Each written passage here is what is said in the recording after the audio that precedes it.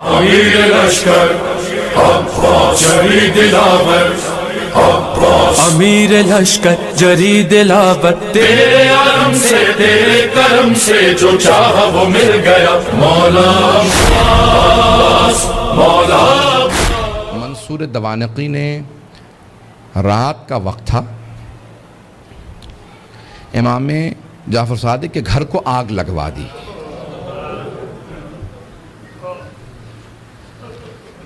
آج کل آپ نے دیکھا روشنیاں ہوتی ہیں، پانی کا نظام کچھ اور ہے۔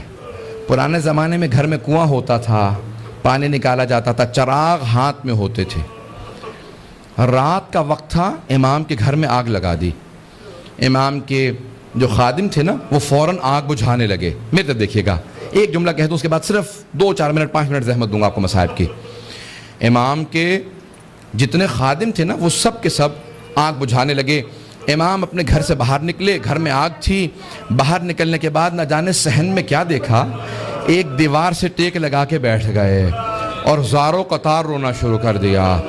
امام روتے جاتے تھے، خادم آگ بجھا رہے تھے۔ ایک خادم رکا، فوراً دوڑتا ہوا امام کی بارگاہ میں آیا، کہا مولا کیا بات ہے، نہ آپ آگ بجھانے میں مدد کر رہے ہیں، نہ گھر سے باہر جا رہے ہیں، ایک طرف بیٹھ کے روتے چلے جا رہے ہیں، مولا کیا بات ہے، مجھے سمجھائیے کیوں اتنا رو رہے ہیں۔ کہا کہ مجھے شام غریبہ یاد آ گئی، مجھے شام غریبہ یاد آ گئی۔ کہا مولا اس وقت شام غریبہ کیوں یاد آئی ہے؟ مولا نے اپنے خادم کو مخاطب کر کے کہا، تو دیکھ رہا ہے میری بیٹیاں سر پہ برقعے سنبھالے، کبھی صحن میں اس طرف سے ادھر جاتی ہیں، کبھی ادھر سے ادھر جاتی ہیں، کتنی پریشان ہیں۔ جب میں نے اپنی بیٹیوں کو صحن میں دوڑتے دیکھا، مجھے میری پھپھیاں یاد آ گئیں۔ کہا مولا کیوں؟ کہا نہ میرے جد حسین سر پہ موجود تھے، نہ میرے چچا عباس موجود تھے، نہ علی اکبر سنبھالنے کے لیے تھے، نہ قاسم، اور سید سجاد میرے دادا بیمار پڑے تھے۔ جب خیموں میں آگ لگی، ہر بی بی تڑپنے لگی، کبھی اس خیمے سے اس خیمے میں، کبھی اس خیمے سے اس خیمے میں۔ کہا جب ایک مرتبہ سارے خیمے جل گئے، امام سجاد کے خیمے میں آئے، مولانا پیش کر چکے، میں شام غریبہ نہیں پڑھوں گا۔ کہا مجھے شام غریبہ یاد آ گئی۔ عزیزان گرامی، میں صرف 2 روایات پیش کرنا چاہ رہا تھا۔ پہلے مولا نے کہا مجھے شام غریبہ یاد آ گئی۔ دوسرے، جب ایک مرتبہ عاشور کا دن تھا، امام کے گھر کے اندر عجیب و غریب عالم ہے، امام بیٹھ کے رو رہے ہیں۔ اتنے میں کچھ شیعہ آئے، کہا مولا کیا بات ہے، اتنے محزون ہیں؟ کہا حکومت اعلان نہیں کرتی آج عاشورہ ہے، میرے جد حسین کی مجلس کا دن ہے۔ وہ جو شیعہ آئے تھے ان میں سے ایک نے کہا کہ مولا آپ کو مجلس کریں گے؟ امام نے کہا ہاں۔ کہا تمہارے بابا مرثیہ کہہ دیا کرتے تھے، اشعار کہتے تھے، تم بھی شعر کہتے ہو؟ کہا ہاں مولا۔ کہا میرے جد حسین کی شان میں کوئی شعر کہا ہے؟ کہا جی مولا۔ کہا ذرا کچھ مصائب کے اشعار سنا دو، آپ بھی دوڑے پڑتے ہیں نا۔ امام نے کہا ہاں ذرا کوئی مصائب کا بند سنا دے۔ کھڑا ہوا پڑھنا چاہتا تھا، امام نے کہا رک جا، ابھی نہ پڑھنا۔ ایک مرتبہ ایک امام نے خادم سے کہا ذرا یہاں پردہ کھینچ دے۔ پردہ کھینچا گیا۔ امام نے خادمہ کو آوازی ذرا میری ماں سے کہنا مجلس میں آ جائے۔ امام کی والدہ کا نام جانتے ہیں نا سب، حضرت ام فروا، سب جانتے تھے امام کی والدہ حضرت ام فروا ہے۔ امام نے خادمہ کو آواز، میری ماں سے کہہ دے میرے جد کی مجلس ہو رہی ہے، مجلس میں آ جائیں، میری بیٹیوں کو آواز دے دو، میری بہنوں کو بلا دو۔ سب پردے کے پیچھے آ کے بیٹھ گئے۔ امام نے کہا اب مصائب شروع کر دے۔ اس نے مصائب پڑھنا شروع کیا۔ جب مصائب پڑھ رہا تھا، روایت کے الفاظ میں نے خود پڑھی ہے، مستند روایت ہے، بڑے بڑے علماء فقہا سے سنی ہے۔ مصائب پڑھتے پڑھتے ایک مرتبہ اس نے آواز سنی کہ امام کی والدہ کے بین کی آواز آ رہی ہے۔ حضرت ام فروا بین کرنے لگی، ہائے میرا جد مارا گیا، ہائے حسین مارا گیا، بین کرنے لگی۔ اب امام صادق سے برداشت نہیں ہو رہا تھا، آنسو بہ رہے تھے، ریش تر تھی، امام نے امامہ اتار رکھا تھا، تڑپ رہے تھے۔ وہ جو مصائب پڑھ رہا تھا نا، وہ امام کی والدہ کے خاندان سے تھا۔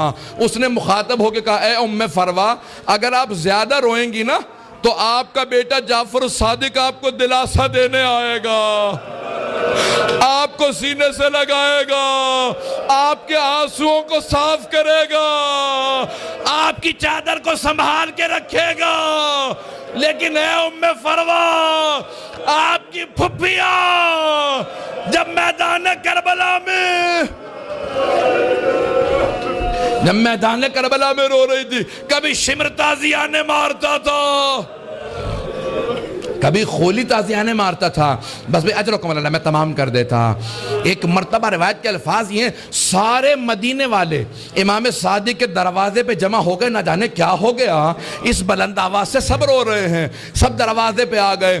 امام نے دروازے کی طرف اشارہ کیا. امام نے کہا الباب الباب، دروازہ بند کر دو، دروازہ بند کر دو. پوچھا مولا کیا بات ہے؟ کہا میرا چھوٹا سا بیٹا بے ہوش ہو گیا.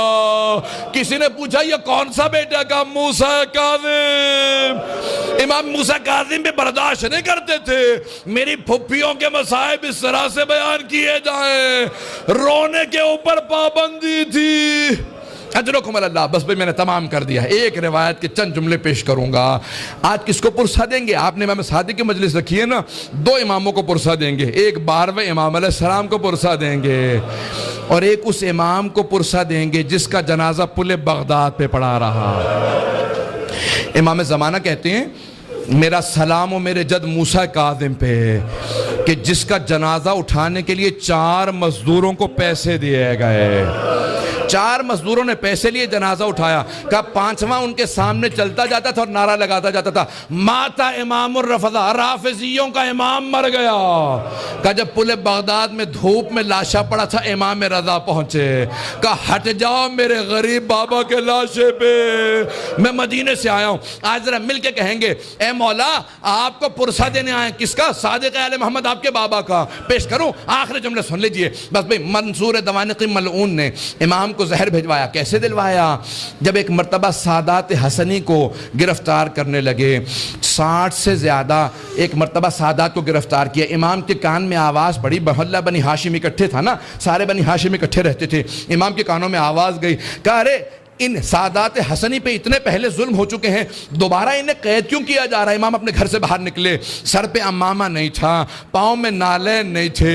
بڑی تیزی سے آگے بڑھتے ہوئے امام نے روکنا شروع کیا. کہا رک جاؤ. سب کے ہاتھوں میں زنجیریں تھی، پاؤں میں بیڑیاں. بنی عباس کی فوج تھی، سب کو دستگیر کر کے گرفتار کر کے لے جا رہی تھی. امام نے کہا رک جاؤ.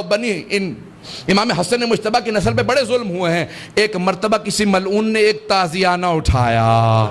تازیانہ اٹھانا تھا، امام کی پشت پہ تازیانہ مارا. امام کا کرتا چاک کیا اور دوبارہ 2-3 تازیانے مارے. امام زمین پہ آئے. اس وقت امام بزرگ تھے. بس میں اس سے زیادہ نہیں پڑھ سکتا.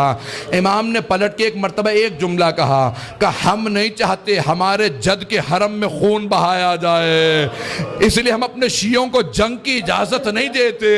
تم اس بات کا ناجائز فائدہ اٹھاتے ہو.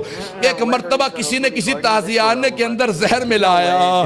بس امام کا جو زخم تھا اسی زخم کے اوپر تازیانہ لگا. امام نے آواز دی مجھے میرے گھر واپس لے جاؤ. ایک مرتبہ سارے بیٹوں نے اٹھایا، امام کو گھر لے گئے. اب میرے طرف دیکھیے گا، میں آخری جملہ پیش کر رہا ہوں. میں نے مصائب تمام کر دیا. مولا آپ کے بیٹے آپ کو اٹھا کے گھر لے آئے. ایک بیٹا بار بار رخسار پہ رخسار کو رکھتا تھا، بار بار کہتا تھا میرے بابا کو پانی پلا دو ذرا، مولا کربلا میں آ کے دیکھے. ایک 72 کے لاشیں اٹھا کے لانے والا بھوکا پیاسا ذوالجناح کی پشت سے زمین پہ آ رہا ہے.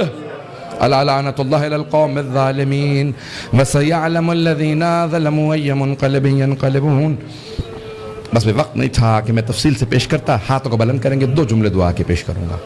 پروردگارا، واسطہ امام جعفر الصادق کے اس تابوت کا بڑی تعظیم سے اٹھایا گیا. ہزاروں کا مجمع تھا، سب کاندھا دینا چاہتے تھے. ہاتھوں پہ تابوت چل رہا تھا کہ ایک مرتبہ جنت البقیع تک پہنچا. امام موسیٰ کاظم علیہ السلام نے بڑی تعظیم سے شان و شوق سے کہا ہٹ جاؤ، میرے دادا کے پہلو میں میرے بابا کی قبر کو تیار کرنا.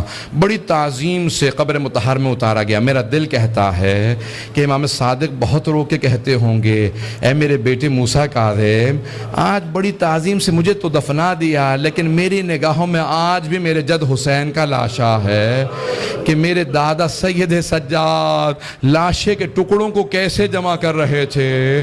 پروردگارہ سید الشہداء کی عظمتوں کا واسطہ، امام صادق کی عظمتوں کا واسطہ، دنیا میں امام زمانہ کا ظہور میں تعجیل فرما، ظلم کا خاتمہ فرما. داعش کو طالبان کو غارت فرما، آل سعود کو آل یہود کو غارت فرما، مومنین کی حفاظت فرما۔